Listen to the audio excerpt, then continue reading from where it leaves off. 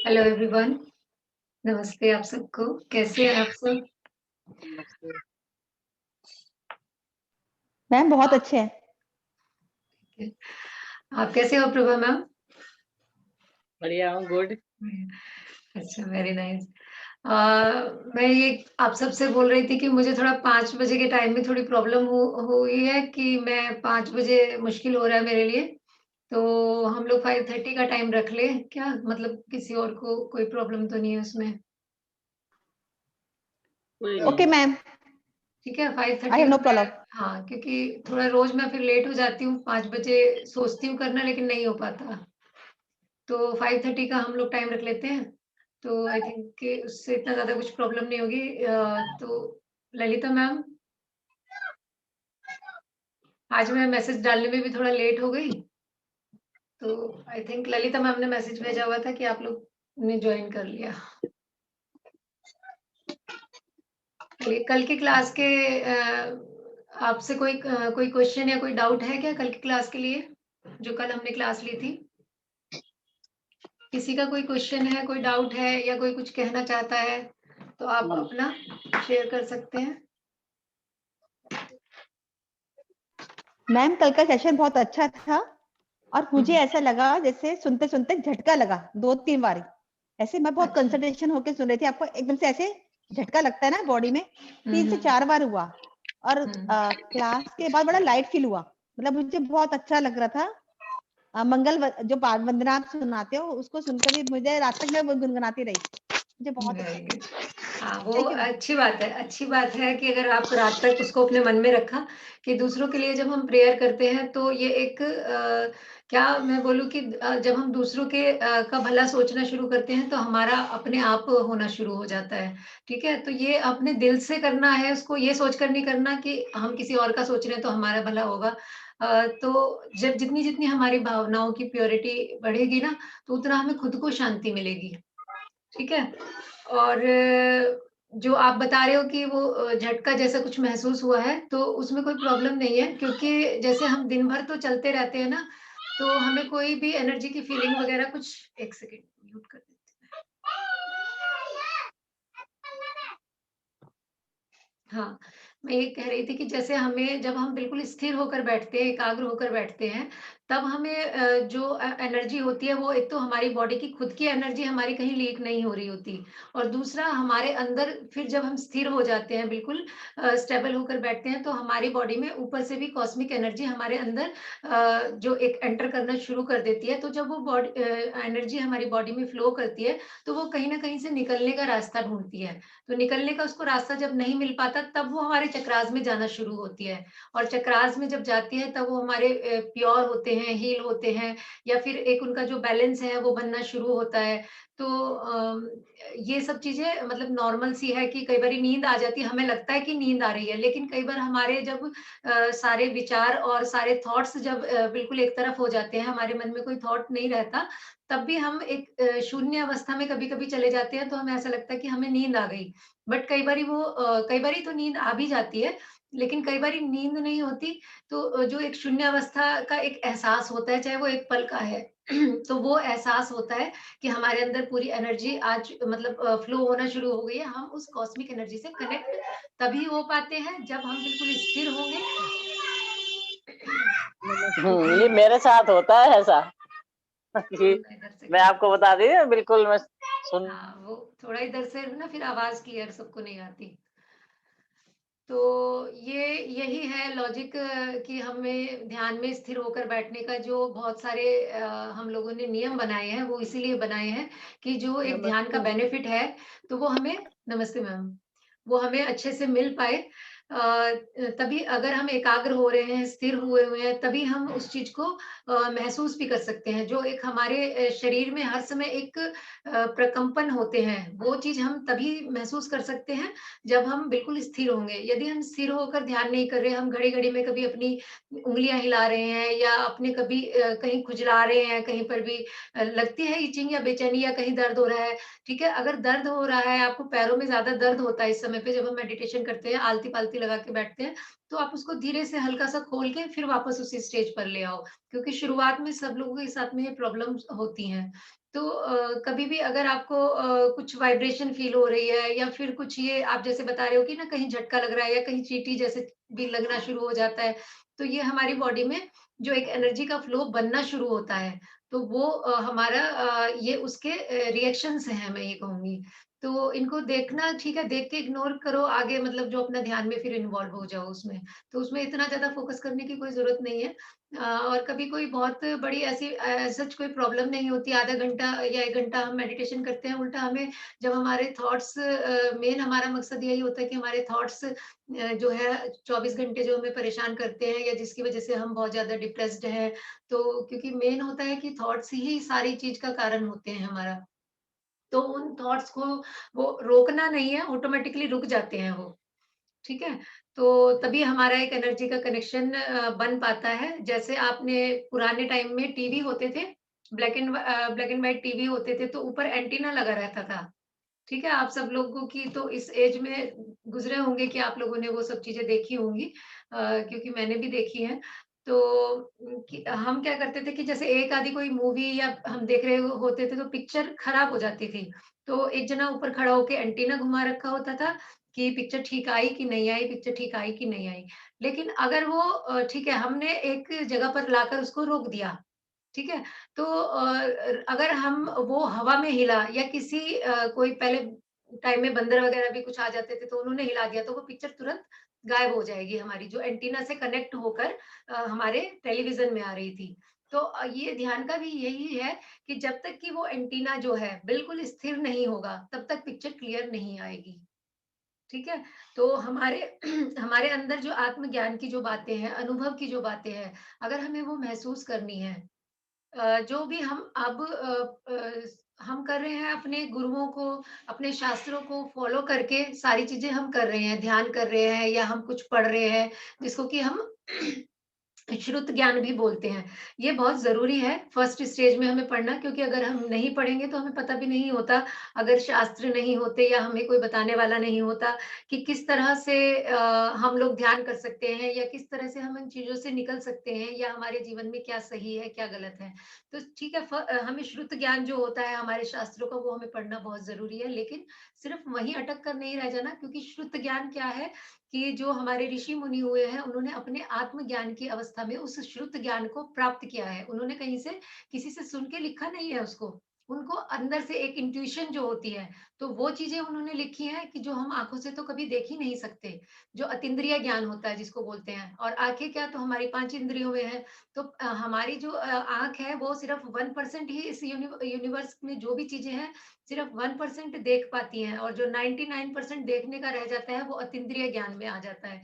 तो आत्मा जब हमारे जो चित्त पर बहुत सारी चीज़ें एक धूल की तरह जो जमी हुई है, कि जो हमारे अवगुण हैं, जैसे राग, द्वेष है, लोभ है, मोह है, पाप है, झूठ, चोरी, ये सब चीज़ें कहीं न कहीं हमारे अंदर अगर जो जमी हुई हैं, जब तक कि वो हमारी क्लियर नहीं होंगी, तब तक हमें आत्मज्ञान किसी भी अवस्था में प्राप्त नहीं हो सकता और उसको क्लियर करने का तरीका सिर्फ़ यही है कि हम सिर्फ सुने नहीं, उनको अप्लाई करें और अप्लाई भी करना क्या है कि ये नहीं कि हाँ, हम आज 1 घंटा पूजा किया हमने 1 घंटा बैठ के या हम कोई विधान में बैठ गए और अनुष्ठान में बैठे हैं, तो हम 4-5 घंटे चलो मैं तो बड़ा धर्मात्मा हो गया, आज मैंने 4-5 घंटे मंदिर में मैं बैठ गया।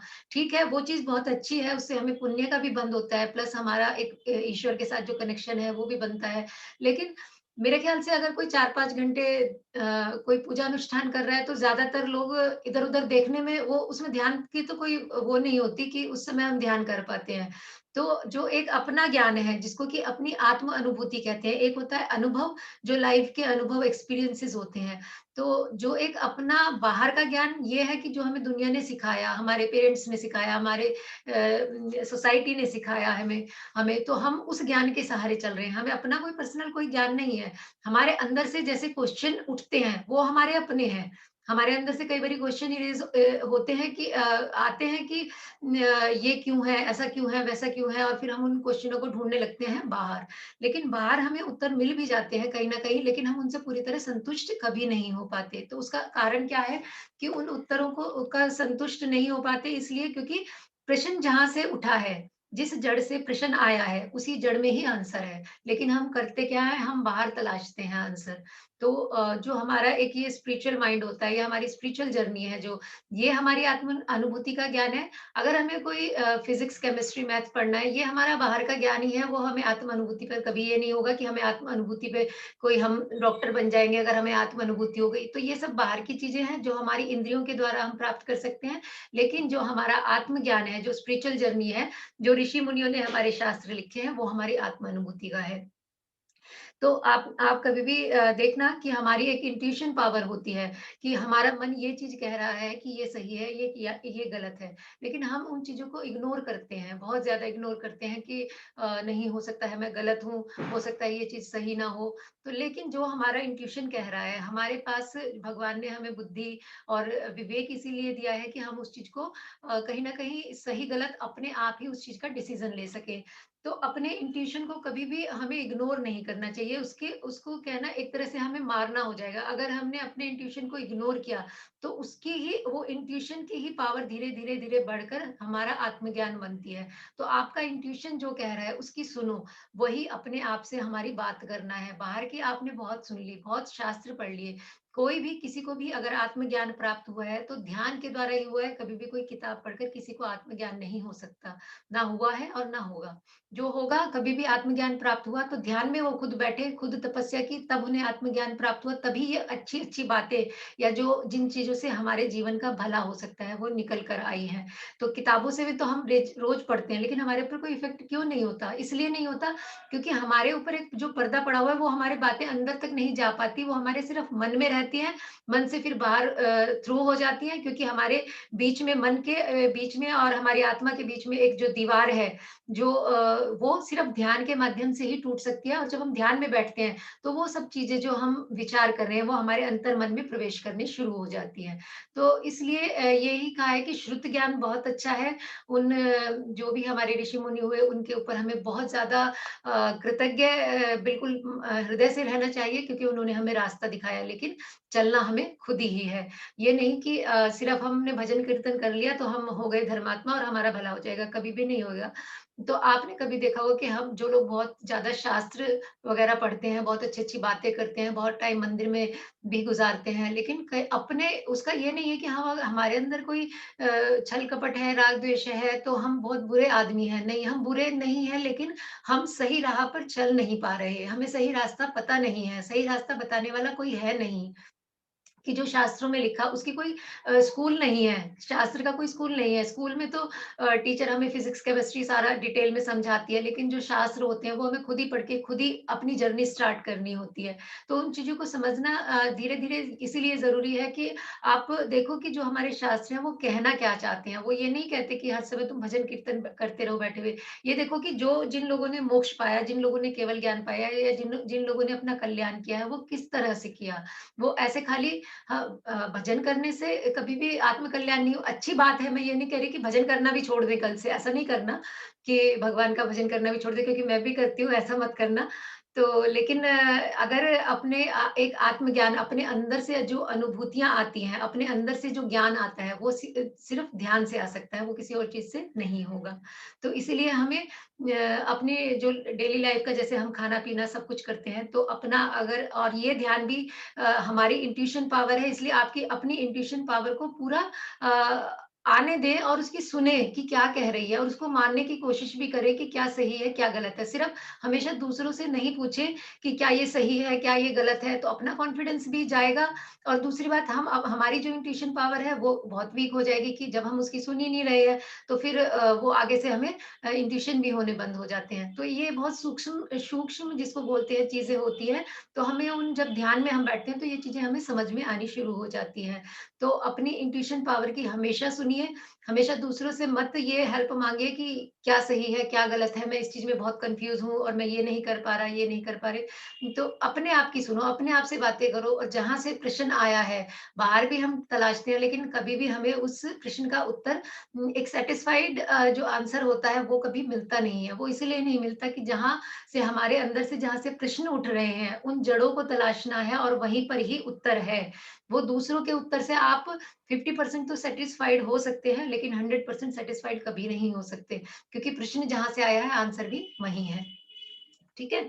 एक छोटी-सी और कहानी मैं आपको अभी बता देती हूँ फॉर एग्ज़ाम्पल अगर आपने कभी ओशो का नाम सुना हो, तो मैं उनको भी पढ़ती हूँ और मतलब कि वो कुछ बातें ऐसी हैं क्योंकि हमारा एक थॉट लेवल होता है कि हम किसी साधु संत की बात किसी लेवल तक समझ पाते हैं और किसी लेवल तक वो हमारे ऊपर से चली जाती हैं, ठीक है? तो लेकिन जो हमें समझ आ रहा है उसको ग्रहण कर लेना चाहिए जो हमें अच्छा लग रहा है और जो हमें लग रहा है कि नहीं ये कि कुछ गलती है तो हम वहाँ ये मान लेना चाहिए कि नहीं अभी हमारी बुद्धि उस लेवल तक नहीं है, कुछ गलत वो नहीं बोल रहे होंगे, ज़रूर उसमें कोई ना कोई लॉजिक होगा, ज़रूर उसमें कोई ना कोई तर्क अंदर होगा क्योंकि अगर कोई आत्मज्ञानी इंसान कुछ बोल रहा है तो उसका कुछ ना कुछ रीज़न होगा। लेकिन हमें समझ नहीं आ रहा तो हम ये नहीं कह सकते कि वो चीज़ गलत है या नहीं। जो हमें समझ आ रहा है उसको अपने अंदर उतार लो और जो नहीं समझ आ रहा है उसको जाने दो। तो किसी के अंदर भी कमियाँ ढूँढना तो बिल्कुल भी नहीं, किसी साधारण इंसान के अंदर भी कमी कभी नहीं ढूँढनी चाहिए और जो बड़े महात्मा पुरुष हैं उनकी भी कभी निंदा हमें नहीं करनी चाहिए, चाहे कोई सही है, चाहे कोई गलत है। अगर आपको कोई गलत लग रहा है तो आप उसके पास मत जाइए, लेकिन आप उसकी निंदा मत कीजिए। ठीक है? जो सही लग रहा है उसको फ़ॉलो कीजिए और जो गलत लग रहा है उसको जाने दें। वो सही गलत अपने आप भुगत लेगा लेकिन किसी के सामने उसकी निंदा ना करें। तो एक आज भी गीता मैम नहीं है? हाँ, तो एक और कहानी थी, चलो मैं उसको कल बताऊँगी, आज हम अपना मेडिटेशन स्टार्ट करते हैं। और आज जो भी हमने अभी तक मेडिटेशन किया है, प्रभा मैम प्रभा मैम हाँ जी, बोलिए।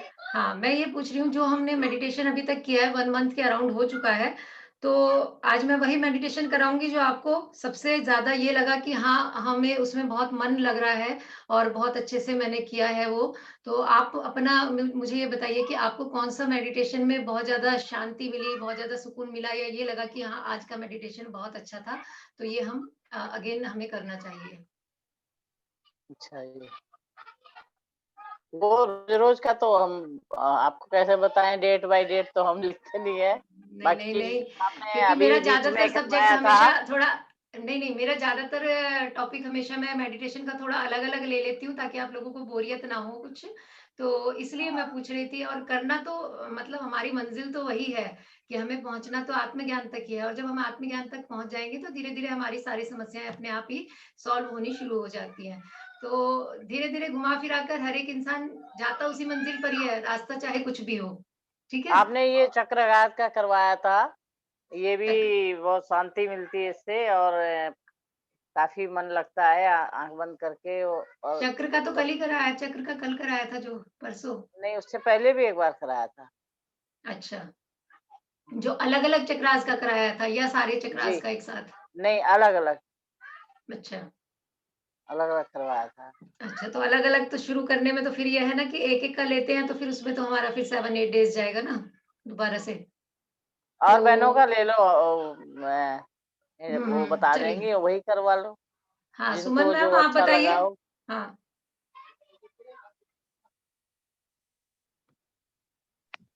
प्रेजेंट हुँ,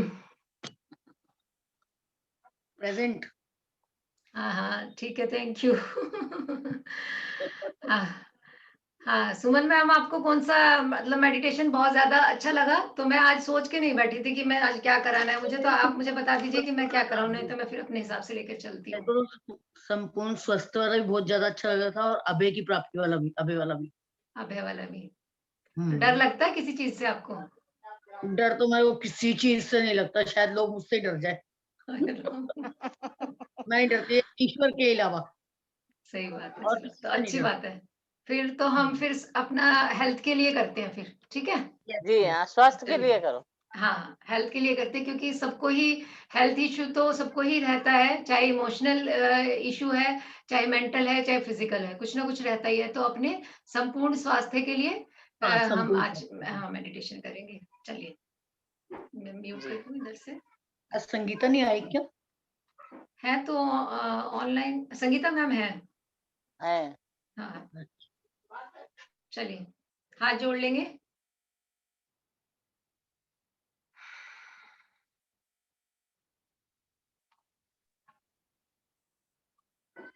आँखें बंद करेंगे।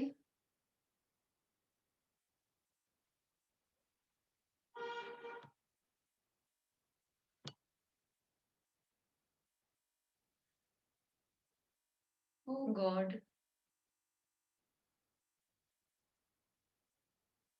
Oh universe. All my divine guiding angels, all gurus, please bless us, bless us, bless us. हे ईश्वर, हमें आशीर्वाद दें, आशीर्वाद दें, आशीर्वाद दें। किसी भी सुखासन में या पद्मासन में बैठ जाएंगे, जिस अवस्था में आपको बिल्कुल हिलना ना पड़े।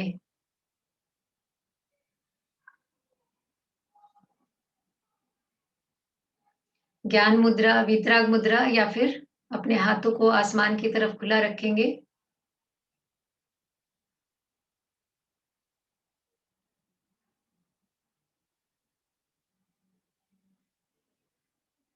तीन बार महाप्राण ध्वनि करेंगे।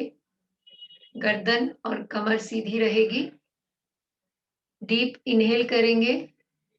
जब आप डीप इनहेल करेंगे तो आपका पेट, आपकी नाभि बाहर की तरफ आनी चाहिए, ये चीज ध्यान रखें, बैली ब्रीदिंग जिसको बोलते हैं। और जब आप एक्सहेल करेंगे तो नाक से गुंजन करेंगे, मुंह बंद रहेगा, तो इसको महाप्राण ध्वनि कहते हैं या ब्रह्मनाद भी कहते हैं। मुंह नहीं खोलना। डीप इनहेल करेंगे।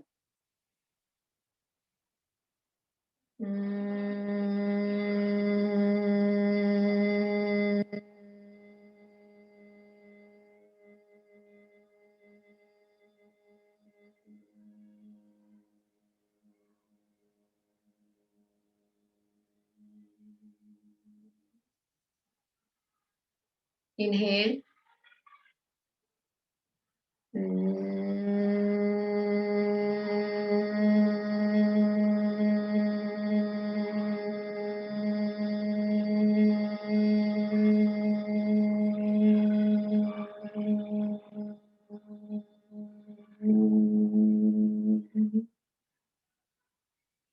Again, inhale. लंबा गहरा श्वास भरे और नाक से गुंजन करते हुए छोड़ें।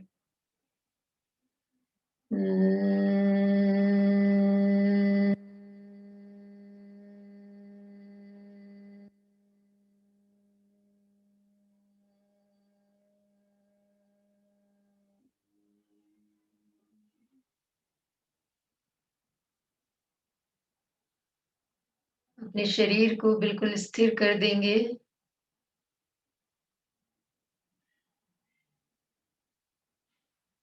अपनी आती और जाती श्वास को देखेंगे।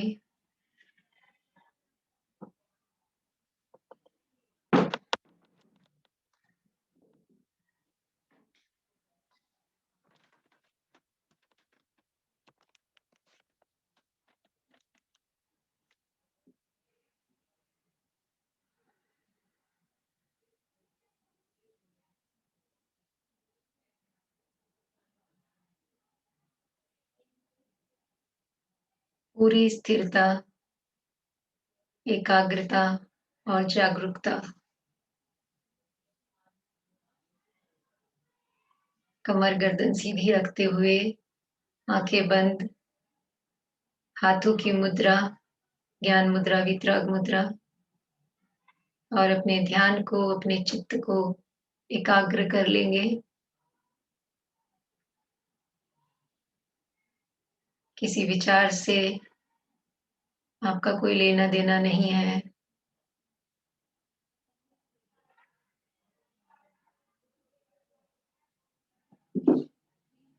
अपने पूरे ध्यान को इकट्ठा करके, अपने चित्त को एकाग्र करके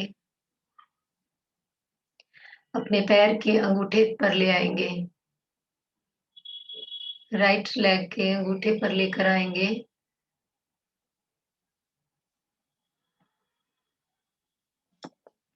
और उसको बिल्कुल शिथिल करेंगे। देखेंगे, अनुभव करेंगे कि आपके पैर का अंगूठा, उंगलियां बिल्कुल शिथिल हो रहा है।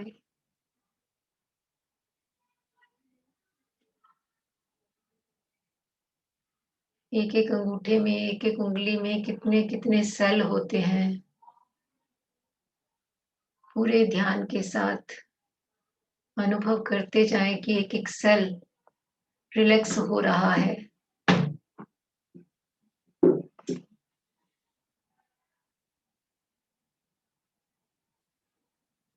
आपका एड़ी, तलवा, पिंडलियां,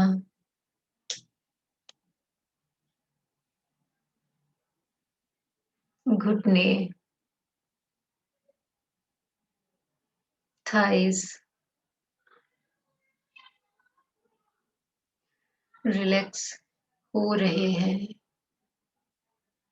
शिथिल हो रहे हैं, शांत हो रहे हैं।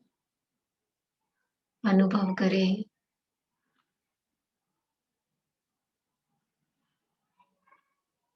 एकदम शिथिल छोड़ दें। अब लेफ्ट लेग पर अपने ध्यान को लेकर आएंगे। आपके पैर का अंगूठा, उंगलियां, तलवा, एड़ी, काफ मसल्स, घुटना, थाइस पूरी तरह शिथिल हो रहे हैं। देखिए, अनुभव करें। एक एक अंग पर, एक एक हिस्से पर अपने ध्यान को, अपने चित्त को पूरी तरह लेकर जाएं और पूरी एकाग्रता के साथ अपने शरीर के एक एक हिस्से को शिथिल करते जाएं।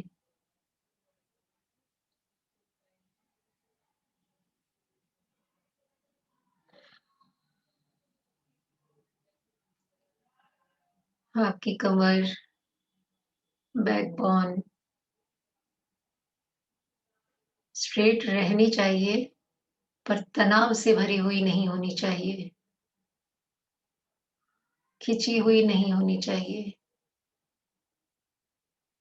उसको भी रिलैक्स करें एकदम। कमर गर्दन सीधी का मतलब ये नहीं है कि आप अपनी रीढ़ की हड्डी को तान कर रखेंगे। स्ट्रेस किसी भी हिस्से में नहीं रहना चाहिए।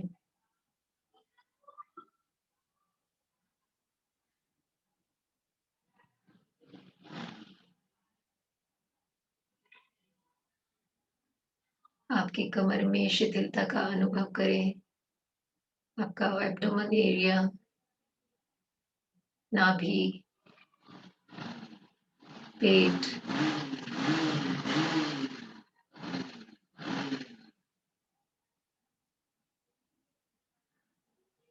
आपके लंग्स, चेस्ट, हार्ट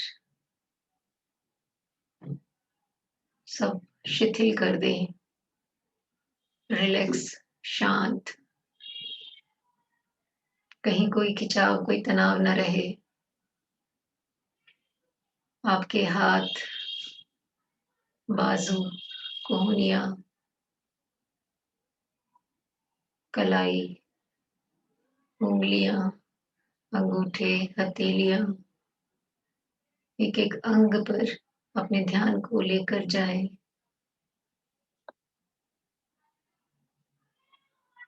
और प्रत्येक अंग शिथिल हो रहा है, महसूस करें। आपकी गर्दन,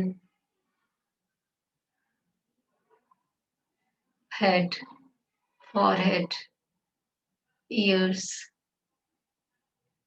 आईब्रोज, आईज, नोज, चीक्स,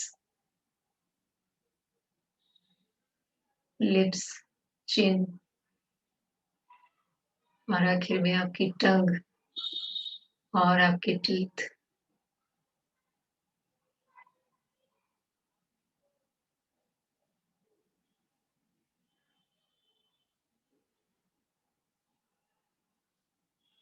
सब शिथिल हो रहे हैं, ऐसा अनुभव करें।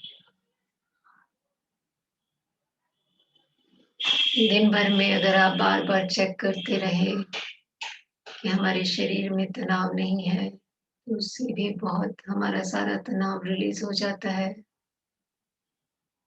सबसे ज्यादा तनाव हमारे माथे में जब छुरियां पड़ जाती हैं, सबसे ज्यादा टेंशन हमारे मन में हमारे आईब्रोज के आसपास रहती है, वहाँ चेक करें, कहीं कोई खिंचाव, तनाव तो नहीं है। उसके बाद जो तनाव होता है वो हमारे मुँह में रहता है हर समय।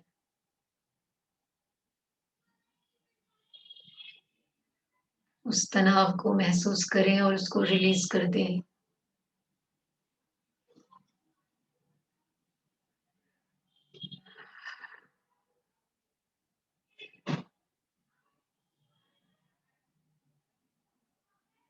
स्थिरता का मतलब सिर्फ़ आपके बाहरी अंगों से नहीं है। अगर आप अपनी जीभ हिलाते हैं बार-बार या अपनी आईबॉल्स होती हैं, आँखें बंद करने के बाद उनको बार-बार रोटेट करते हैं, तो ये भी एक स्थिरता नहीं है। तो कोशिश करें आपकी जीभ भी स्थिर हो जाए और आपकी आईबॉल भी रोटेट ना हो। एक जगह उनको भी स्थिर कर दें। अपने आज्ञा चक्र पर या जहाँ भी आपको ठीक लगे।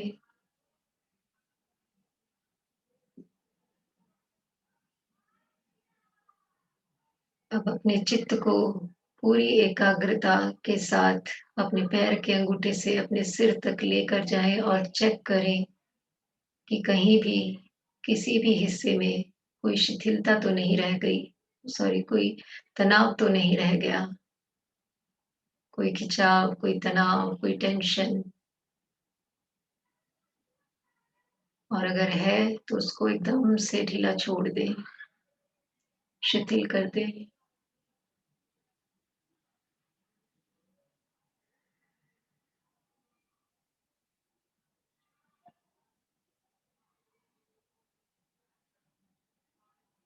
अब आपका शरीर पूरी तरह शिथिल हो चुका है। साक्षी भाव से देखें, स्वयं स्वयं को ही देखना है।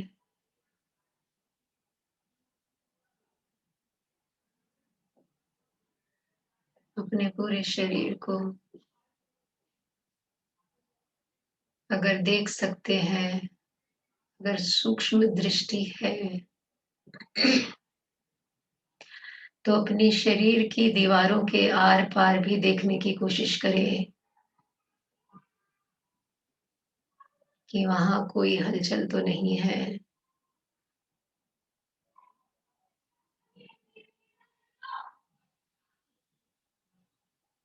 हमारा शरीर जो बाहर से स्थिर हो जाता है, उसमें अंदर बहुत हलचल होती है।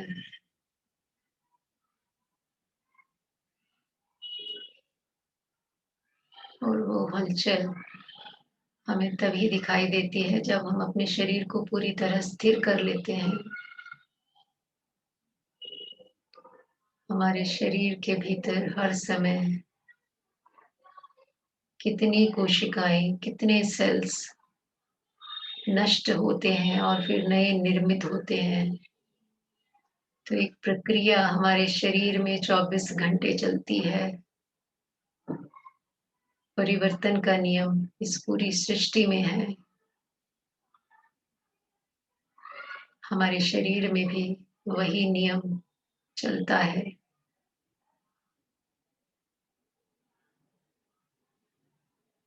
हर समय, हर क्षण हमारी बॉडी में भी चेंजेस हो रहे हैं, लेकिन वो इतने सूक्ष्म हैं कि हम उन्हें पकड़ नहीं पाते, क्योंकि हमारी दृष्टि बहुत स्थूल है और वो ध्यान के द्वारा ही सूक्ष्म हो सकती है।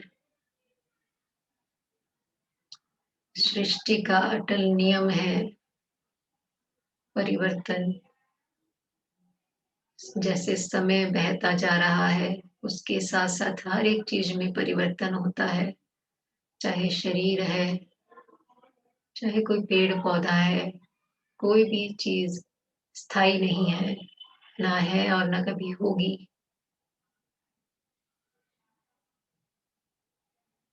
हमारा शरीर जो कि कभी बच्चा था, फिर बड़ा हुआ, जवान हुआ, बुढ़ापे की ओर चलते जा रहे हैं। तो ये चेंजेस हैं, सूक्ष्म परिवर्तन हैं, जिनको अगर हम अपनी दृष्टि को सूक्ष्म कर लें तो उन्हें देख सकते हैं, और उनको देखना ही ध्यान बन जाता है।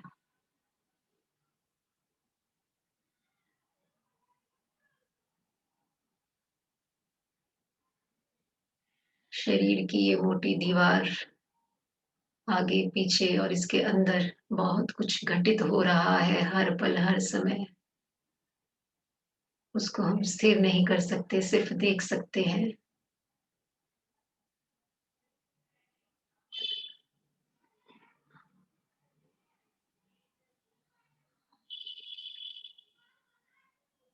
हर समय कितने प्रकंपन हमारे शरीर के अंदर, संवेदनाएं, हर पल हमारे इमोशंस, विचार जो चेंज हो रहे हैं, या हमारे फिजिकल बॉडी में चेंजेस आ रहे हैं।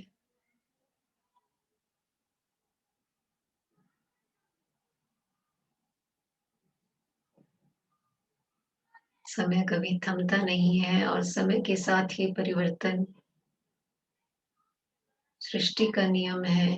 कोशिश करें, अपने शरीर को जब बाहर से आप स्थिर कर देते हैं बिल्कुल, तो अपने अंदर के जो परिवर्तन है, जो प्रकंपन है, उनको हम देख पाते हैं। जो सेंसेशंस हैं हमारे शरीर के अंदर, हमारी आत्मा के अंदर, जो हर समय चल रही हैं।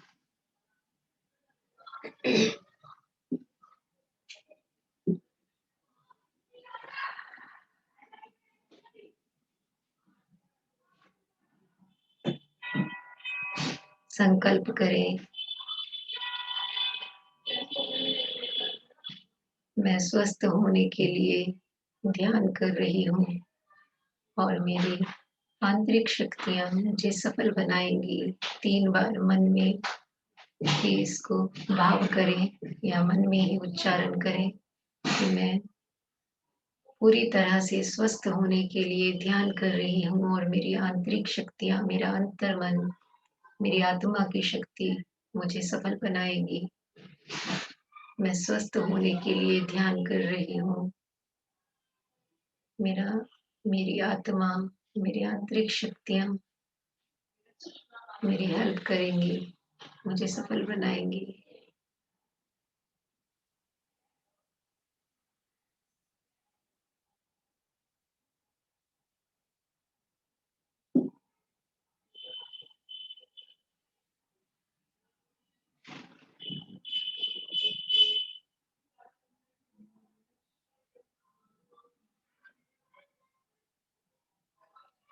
अब अपने ध्यान को अपने स्वादिष्ठान चक्र पर ले आए, जिसको कि स्वास्थ्य केंद्र भी कहते हैं,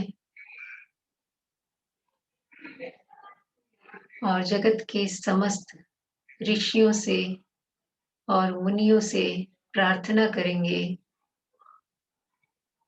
और उनको प्रणाम करेंगे एक मंत्र के द्वारा। मैं मंत्र बोलूंगी, आप भाव करेंगे कि आप स्वस्थ हो रहे हैं, या सब ऋषि मुनि आपको स्वस्थ होने का आशीर्वाद दे रहे हैं। अपने भावों की इंटेंसिटी को, अपने चित्त की एकाग्रता को बनाए रखें। जितना आपका भाव तीव्र होगा, उतना ही ज्यादा आपको इस ध्यान का लाभ होगा। ना अपने विचारों को इधर उधर जाने दें, ना अपने भावों को। ओम ह्रीं नमो लोये सवसाहुणम्। ॐ ह्रीं नमो लोये सवसाहुणम्। ॐ ह्रीं नमो लोए सब साहुणम।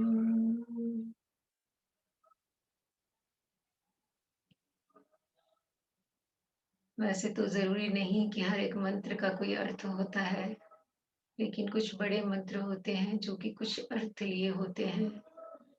जगत के समस्त ऋषियों और मुनियों को इस मंत्र में प्रणाम किया गया है, और जब हम प्रणाम करते हैं, कृतज्ञता के भाव से भर जाते हैं, तो सभी डिवाइन एनर्जीज होती हैं, जो डिवाइन बॉडी, डिवाइन सोल्स होती हैं, वो हमें जरूर आशीर्वाद देती हैं।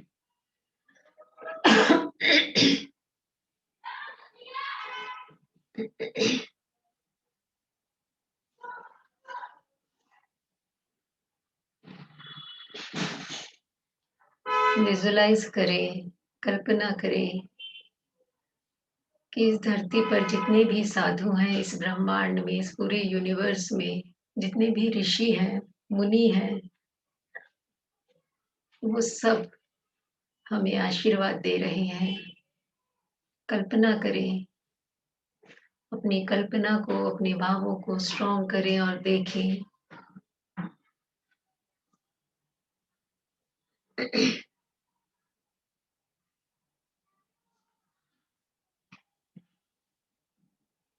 स्वास्थ्य केंद्र पर नीले रंग का ध्यान करें। ब्राइट ब्लू कलर, चमकता हुआ लाइट ब्लू कलर आपके स्वास्थ्य केंद्र पर एक मणि की तरह चमक रहा है। नीला रंग। अपने ध्यान को पूरी तरह एकाग्र करें।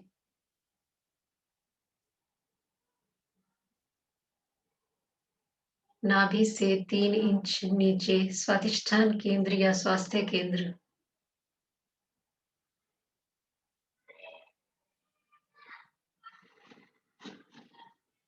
उस पर अपने ध्यान को रखें और विजुलाइज करें कि वहां पर एक नीले रंग की मणि, जितनी चमक एक कोहिनूर में होती है, एक डायमंड में होती है, इस तरह की एक लाइट ब्लू कलर की डिवाइन लाइट आपके स्वादिष्ठान चक्र पर, आपके स्वास्थ्य केंद्र पर लगातार चमकती जा रही है और रोटेट हो रही है।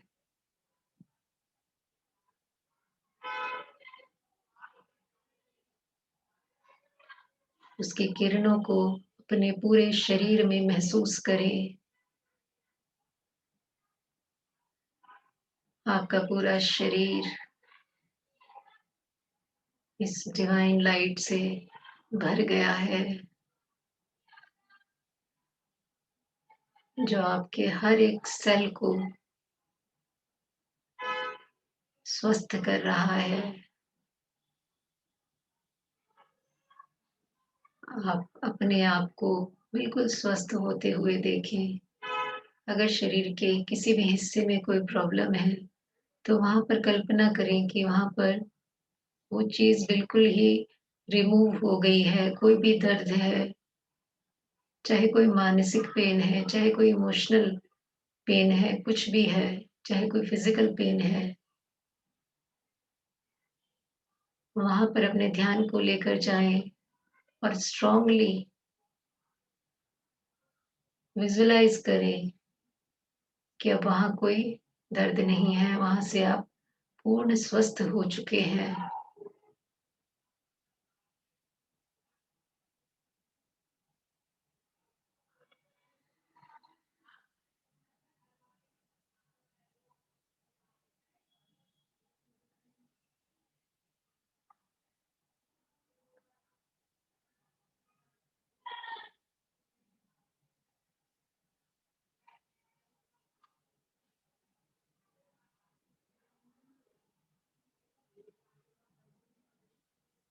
अगर कोई तनाव है, कोई घबराहट है, उसको भी रिलीज कर दें। कोई भी टेंशन अपने मन में नहीं आने दें। देखिए कि आप पूरी तरह स्वस्थ होते जा रहे हैं इस डिवाइन लाइट के थ्रू।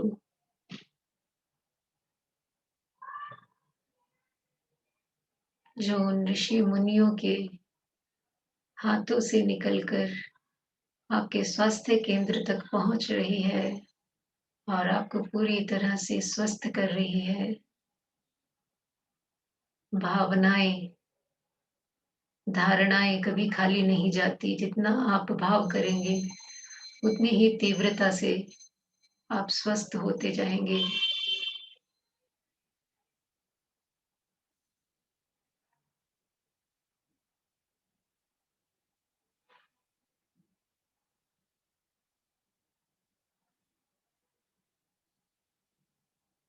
अब हृदय से उन सभी ऋषि मुनियों के प्रति कृतज्ञता का भाव प्रकट करें, उन्हें नमन करें, उन्हें थैंक यू बोले, चरण स्पर्श करें।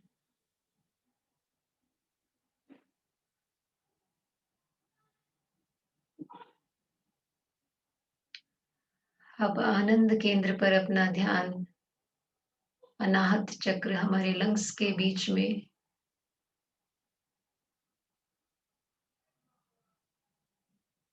हार्ट चक्र भी जिसको बोलते हैं, अपने हार्ट चक्र पर अपने ध्यान को लेकर आए।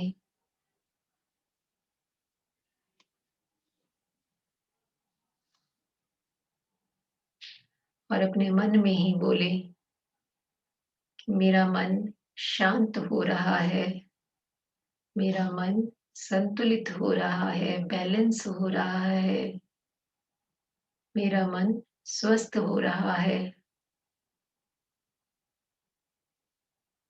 बार बार दोहराएं, मेरा मन शांत हो रहा है, मेरा मन संतुलित हो रहा है, मेरा मन स्वस्थ हो रहा है, मेरा मन शांत हो रहा है, मेरा मन संतुलित हो रहा है, मेरा मन स्वस्थ हो रहा है।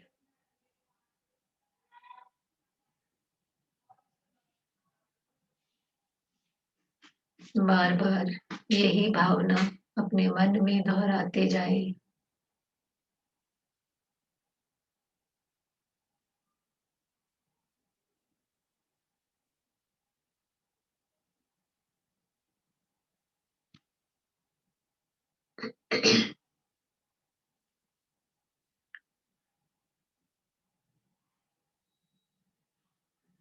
अब एक बार लंबा गहरा श्वास भरेंगे। श्वास आपकी नाभि तक जाए, पेट बाहर की तरफ आए और एक्सेल करते हुए अनुभव करेंगे कि शरीर के सारे विकार, सारे टॉक्सिन्स बाहर बहते जा रहे हैं।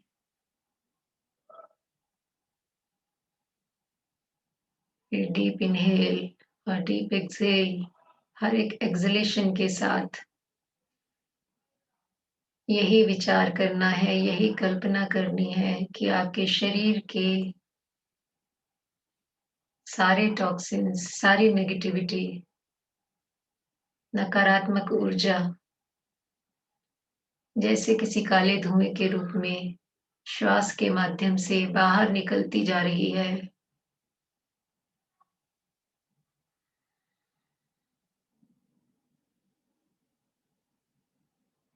लंबी गहरी श्वास भरें और धीरे धीरे नाक से श्वास को बाहर छोड़ते जाएं और कल्पना करते जाएं कि आपके शरीर की सारी नेगेटिविटी, सारी नकारात्मक ऊर्जा बाहर जा रही है।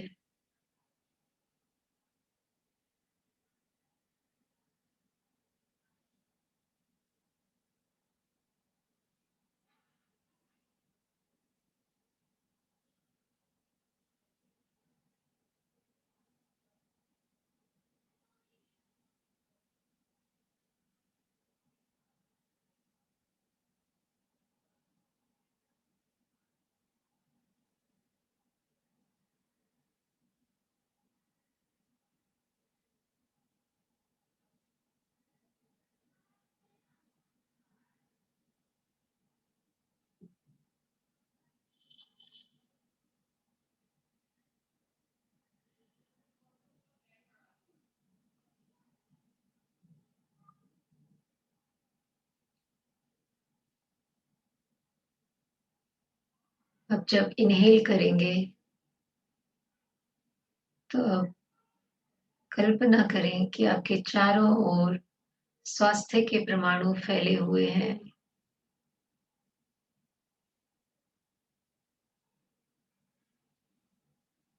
और प्रत्येक श्वास के साथ वो भीतर प्रवेश कर रहे हैं। श्वास के माध्यम से हमने अपनी बॉडी को बिल्कुल क्लीन कर लिया है।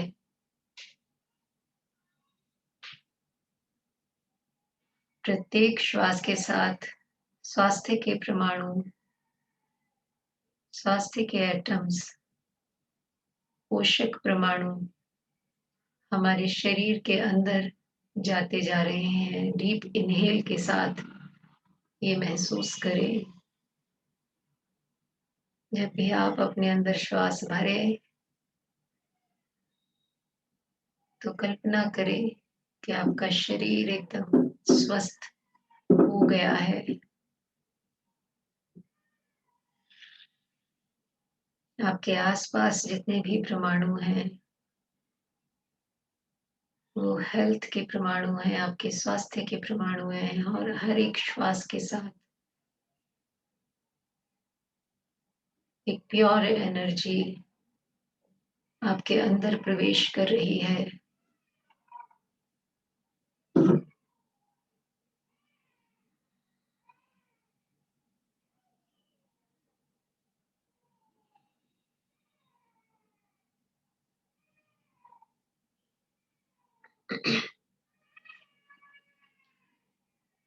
अब कल्पना करें, एक चित्र बनाएं अपने मन के द्वारा। मानसिक चित्रण जिसको बोलते हैं। एक चित्र का निर्माण करना है अपने मन में, अपने मन मस्तिष्क के द्वारा ही,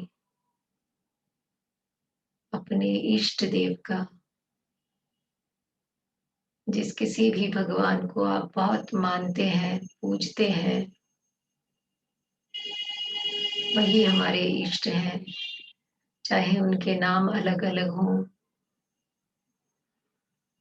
अपने इष्ट देव का चित्रण करें। चाहे महावीर है, चाहे बाहुबली, चाहे कृष्ण है, चाहे राधा, चाहे शिव है, चाहे अल्लाह, जीसस,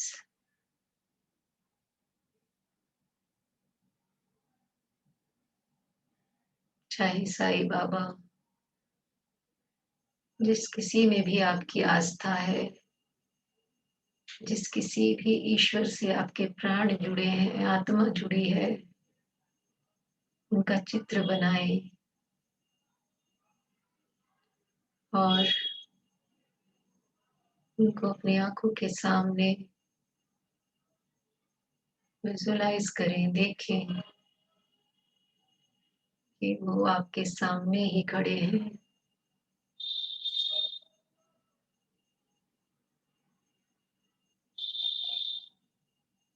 अपने भावों को पूरी तरह एकाग्र कर दें।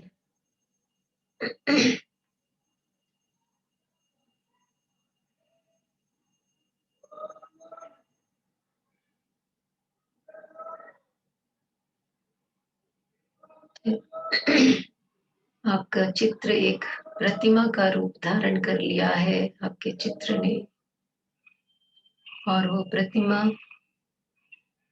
उन्हीं आपके इष्ट देव की है।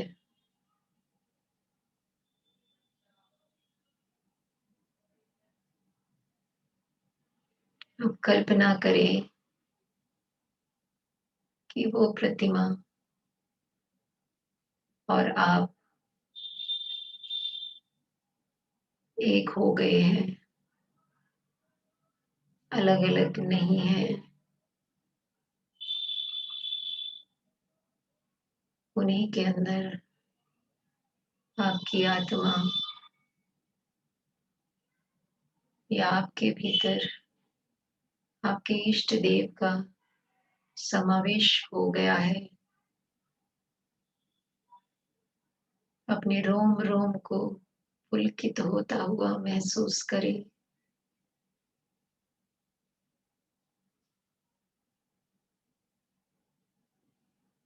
आपके इष्ट देव अब आप ही हैं। मैं ही आत्मा और मैं ही परमात्मा।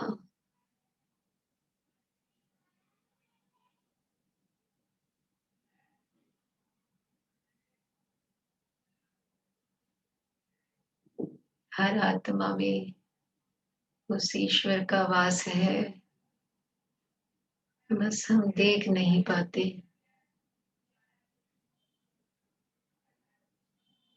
अनुभव कर सकते हैं, अनुभव करें। आपका रोम रोम अगर पुलकित हो रहा है,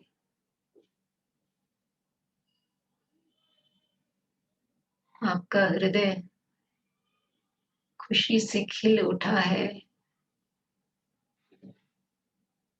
तो आपकी आत्मा और परमात्मा एकाकार हो चुके हैं।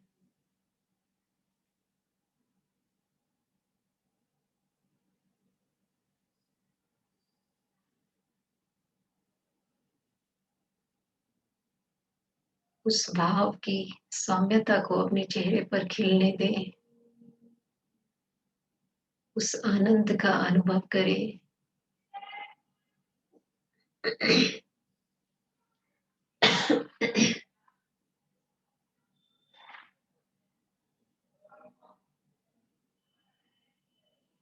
आपके ईश्वर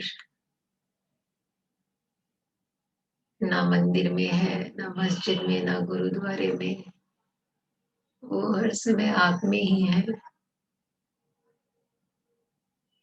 बाहर कहीं भी नहीं।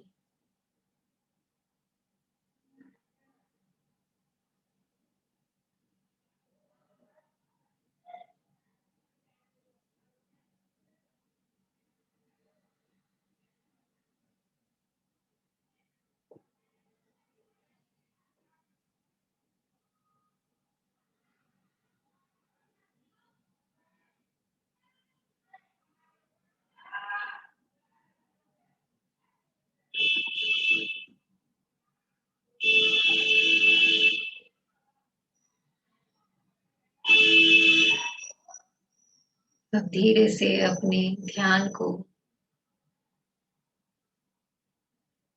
एक बार फिर से स्वास्थ्य केंद्र पर लेकर आएंगे और 3 बार फिर से सभी ऋषि मुनियों को प्रणाम करेंगे मंत्र के द्वारा और आभाव करेंगे। ओम ह्रीं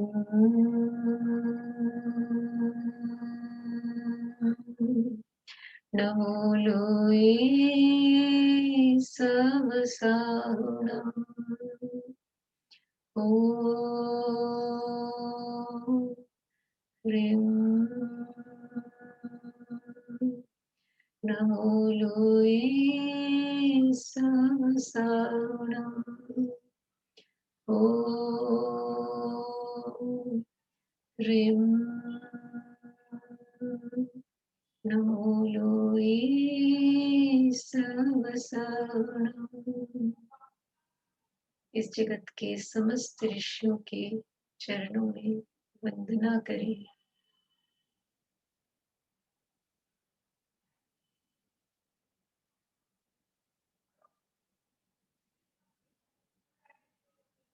और उन सभी गुरुओं को थैंक यू बोले जो इस ध्यान के समय में उनकी डिवाइन एनर्जी आपके साथ थी, जिससे आपने स्वास्थ्य प्राप्त किया है, हेल्थ प्राप्त की है। उनको हृदय से धन्यवाद दें।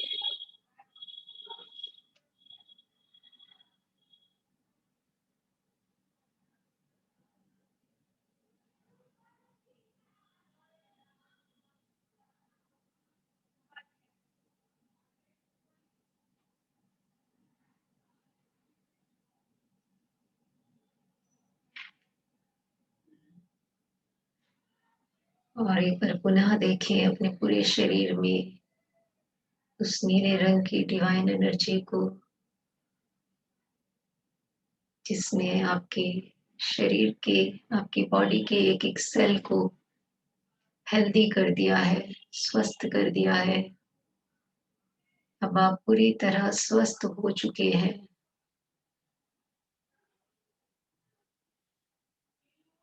अपने शरीर को ऊपर से नीचे तक देखें। अब आपने पूर्ण स्वास्थ्य प्राप्त कर लिया है।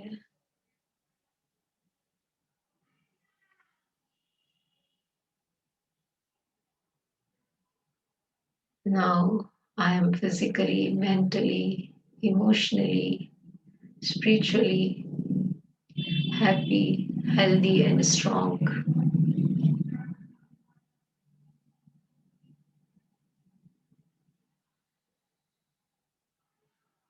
अब 3 बार महाप्राण ध्वनि के साथ ध्यान को संपन्न करेंगे।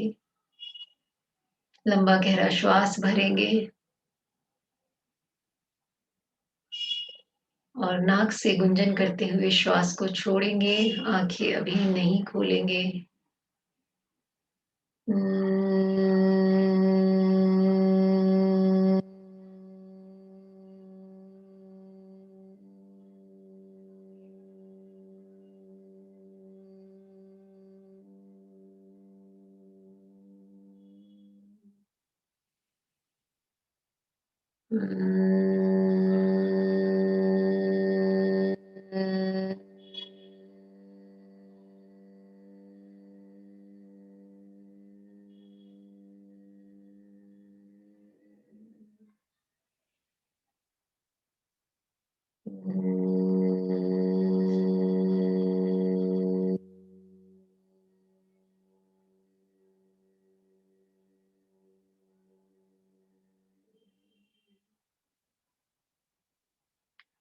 सभी के प्रति कृतज्ञता का भाव प्रकट करेंगे।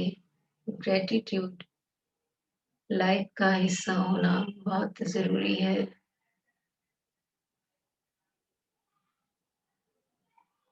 हे ईश्वर, आपको बहुत बहुत धन्यवाद। Oh God, oh universe, all my divine guiding angels, all gurus, thank you, thank you, thank you.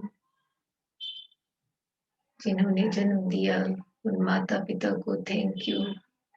जिन गुरुओं ने धर्म दिया उनको थैंक यू। जो हम हमारे साथ हर सुख दुख में खड़े हैं उनको थैंक यू।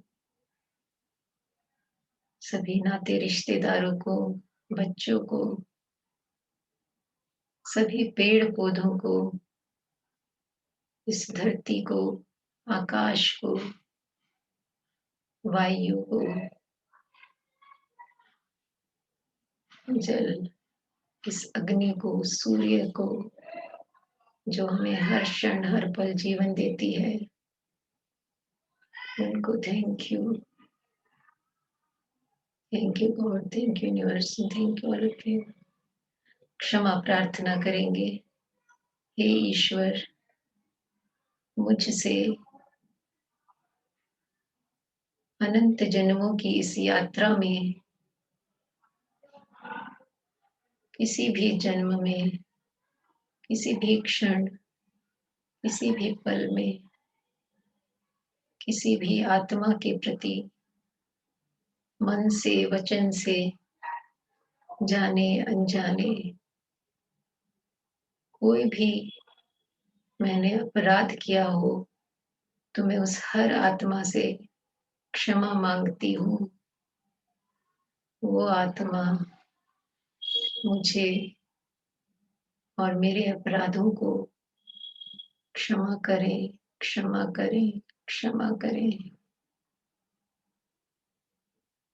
और उनको शांति और प्रेम का संदेश भेजती हूँ कि अब मेरा रिश्ता हर एक आत्मा से प्रेम, शांति और करुणा का रहेगा। और उनको थैंक यू कि उन्होंने मुझे क्षमा किया।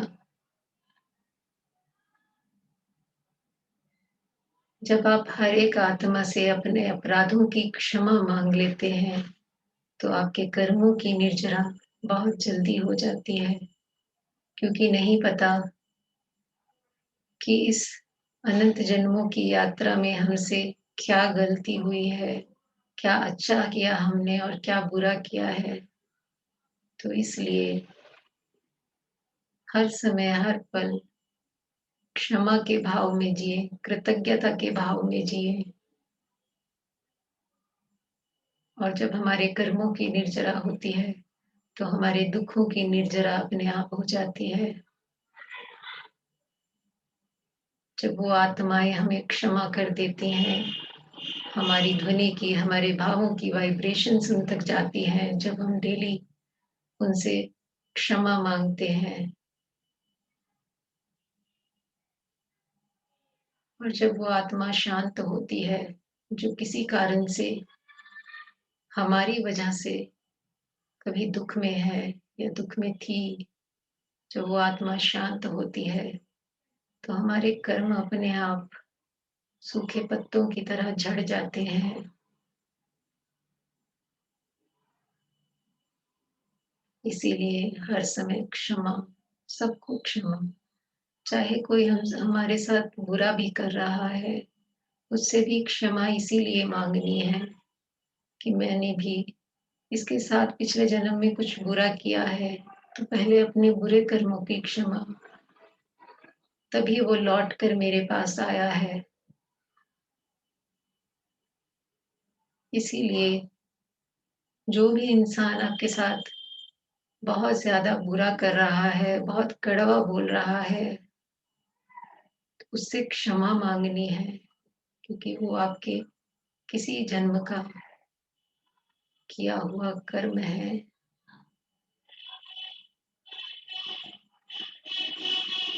और अपने मन में किसी के प्रति कोई गांठ नहीं रखनी, कोई बोझ नहीं रखना अपने मन पर। अगर किसी ने आपका दिल दुखाया है, तो आप उसे क्षमा करें, हृदय से उसे माफ कर दें, तो आपका मन भी अपने आप शांत हो जाएगा। सबसे क्षमा और सबको क्षमा। Thank you God, thank you universe, thank you all of you. अपने हाथों को रगड़ेंगे और अपनी हथेलियों को अपनी आंखों पर रखेंगे और महसूस करेंगे कि आपकी आंखें बिल्कुल स्वस्थ हो गई हैं, शुद्ध हो गई हैं, निर्मल हो गई हैं। धीरे धीरे अपनी हथेलियों के बीच में ही अपनी आंखों को खोलेंगे। धीरे से अपने हाथों में ही अपने चेहरे को भर लेंगे और थोड़ी देर के लिए खुद से ही प्यार को महसूस करेंगे। मेरा ये शरीर, मेरी ये आत्मा, जिसमें परमात्मा का वास है हर समय, उसे मैं बहुत प्यार करती हूँ। I love myself.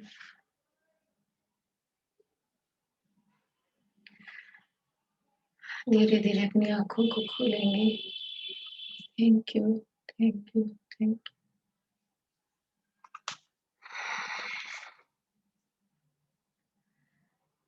You. Daily की तरह हम मौन ही रखेंगे। और अगर किसी के मन में कोई बहुत ज्यादा इस तरह का कोई थॉट आ रहा है कि कुछ पूछना है, अगर बेचैनी अगर कभी किसी सवाल की हो जाती है, अननेसेसरी नहीं बोलना। अगर कुछ लग रहा है कि कुछ पूछना है कि मेडिटेशन में ये कुछ ऐसा हुआ है या कुछ मन में कोई चीज या कोई बात परेशान कर रही है, तो अगर जरूरी हो तो अपने आप को अनम्यूट करके पूछ सकते हैं, और नहीं तो फिर 15 मिनट मौन रखेंगे। और हमारा आज का नियम रहेगा कि मैं कोशिश करें कि हम किसी के दुख का कारण ना बने, सुख का भी नहीं बन सके, तो एटलीस्ट ये बने कि हम जहाँ भी जाएंगे तो एक खुशी और प्यार वाला माहौल क्रिएट करें, ना कि अशांति क्रिएट करें कि हमारी वजह से, चाहे हमारे घर में, चाहे हम बाहर हैं, तो हमारी वजह से कोई दुखी ना हो और हमारी वजह से कोई अशांति का वातावरण भी क्रिएट ना हो। तो इतना हम ज़रूर कर सकते हैं, ठीक है? तो ये आज का नियम रहेगा कि अब आज मैं 24 घंटे में कि जहाँ भी रहूँगी, तो किसी की खुशी का कारण या किसी के सुख का कारण बनूँगी, दुःख का नहीं, अशांति का नहीं, ठीक है? तो किसी का कोई क्वेश्चन नहीं है, तो हम क्लास का एंड करते हैं। Thank you all of you. Good night.